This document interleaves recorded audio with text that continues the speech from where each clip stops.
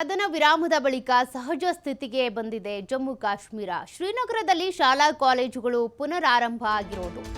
ಈಗಾಗಲೇ ಈ ರೀತಿಯಾಗಿ ದಾಳಿ ಪ್ರತಿದಾಳಿಗಳಾಗ್ತಾ ಇದ್ದಿದ್ರಿಂದ ಉದ್ವಿಗ್ನ ಪರಿಸ್ಥಿತಿ ಇದ್ದಿದ್ರಿಂದ ಶಾಲಾ ಕಾಲೇಜುಗಳು ಬಂದ್ ಆಗಿದ್ವು.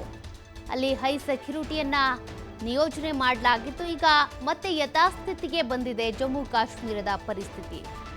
ಕದನ ವಿರಾಮ ಆಗಿರೋದ್ರಿಂದ ಸದ್ಯ ಸಹಜ ಪರಿಸ್ಥಿತಿಗೆ ಮರಳ್ತಾ ಇದೆ ಜಮ್ಮು ಕಾಶ್ಮೀರ. ಇಷ್ಟು ದಿನ ಶಾಲಾ ಕಾಲೇಜುಗಳು ಬಂದ್ ಆಗಿದ್ವು, ಯಾರು ಕೂಡ ಹೋಗ್ತಾ ಇರಲಿಲ್ಲ, ತಮ್ಮ ಶಿಕ್ಷಣವನ್ನು ಮನೆಯಲ್ಲೇ ಮುಂದುವರಿಸೋ ರೀತಿಯಾಗಿತ್ತು. ಈಗ ಶಾಲಾ ಕಾಲೇಜುಗಳು ಓಪನ್ ಆಗ್ತಾ ಇರೋದ್ರಿಂದ ವಿದ್ಯಾರ್ಥಿಗಳು ಶಾಲಾ ಕಾಲೇಜುಗಳತ್ತ ಮುಖ ಮಾಡ್ತಾ ಇದ್ದಾರೆ. ಆ ದೃಶ್ಯಗಳನ್ನು ನೀವು ಗಮನಿಸ್ಬೋದು. ಜನರಿಗೆ ಒಂದು ರೀತಿ ಆತಂಕ ಇದ್ದೇ ಇದೆ, ಬಟ್ ಹಾಗಿದ್ರೂ ಕೂಡ ಶಿಕ್ಷಣದ ಮಹತ್ವ ಜನರಿಗೆ ಗೊತ್ತಿದೆ. ಹಾಗಾಗಿ ಇಷ್ಟು ದಿನ ಶಾಲಾ ಕಾಲೇಜುಗಳು ಬಂದ್ ಆಗಿದ್ವು, ಮನೆಯಲ್ಲೇ ಇಟ್ಕೊಂಡಿದ್ರು. ಈಗ ಒಂದು ರೀತಿ ಯಥಾಸ್ಥಿತಿ ಅಂದರೆ ಕದನ ವಿರಾಮ ಘೋಷಣೆ ಆಗಿರೋದ್ರಿಂದ ಯಾವುದೇ ರೀತಿಯ ದಾಳಿಗಳು ಆಗಲ್ಲ ಅನ್ನುವಂಥ ಒಂದು ಭರವಸೆಯೊಂದಿಗೆ ಜನರು ತಮ್ಮ ಮಕ್ಕಳನ್ನು ಶಾಲೆಗಳಿಗೆ ಕಾಲೇಜುಗಳಿಗೆ ಕಳುಹಿಸಿಕೊಡ್ತಾ ಇದ್ದಾರೆ.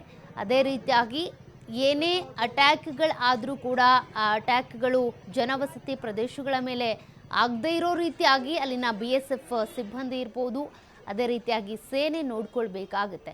ಕಾರಣ ಸೇನೆಯ ಮೇಲೆ BSF ಮೇಲೆ ಭರವಸೆ ಇಟ್ಕೊಂಡು ಜನರು ಶಾಲಾ ಕಾಲೇಜುಗಳಿಗೆ ಮಕ್ಕಳನ್ನು ಕಳಿಸ್ತಾ ಇದ್ದಾರೆ.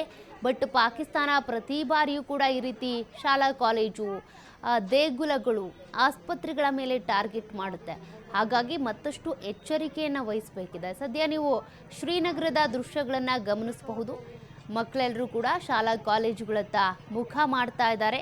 ಕದನ ವಿರಾಮದ ಬಳಿಕ ಸಹಜ ಸ್ಥಿತಿಯತ್ತ ಮರಳ್ತಾ ಇದೆ ಜಮ್ಮು ಕಾಶ್ಮೀರ. ಅಲ್ಲಿರುವಂಥ ಬೇರೆ ಬೇರೆ ಜಿಲ್ಲೆಗಳಿರ್ಬೋದು ಅಥವಾ ಅಲ್ಲಿ ನಗರದ ಪರಿಸ್ಥಿತಿ ಒಂದಷ್ಟು ತಿಳಿಯಾಗ್ತಾ ಇದೆ.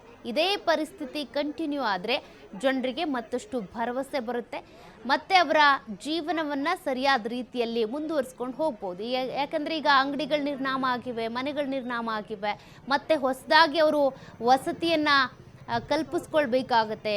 ಅವರ ಅಂಗಡಿ ಮುಂಗಟ್ಟುಗಳನ್ನ ಹೊಸದಾಗಿ ಮತ್ತೆ ನಿರ್ಮಾಣ ಮಾಡ್ಕೊಂಡು ಓಪನ್ ಮಾಡಬೇಕಾಗತ್ತೆ. ಅದ್ರ ಜೊತೆಗೆ ತಮ್ಮ ಮಕ್ಕಳ ಶಿಕ್ಷಣದತ್ತ ಕೂಡ ಗಮನ ಹರಿಸಬೇಕಾಗತ್ತೆ. ಸದ್ಯ ಅಲ್ಲಿನ ಪರಿಸ್ಥಿತಿ ತಿಳಿಯಾಗ್ತಾ ಇದೆ. ಇದೇ ಪರಿಸ್ಥಿತಿ ಕಂಟಿನ್ಯೂ ಆದರೆ ಜನರಿಗೂ ಕೂಡ ಒಳ್ಳೆಯದು.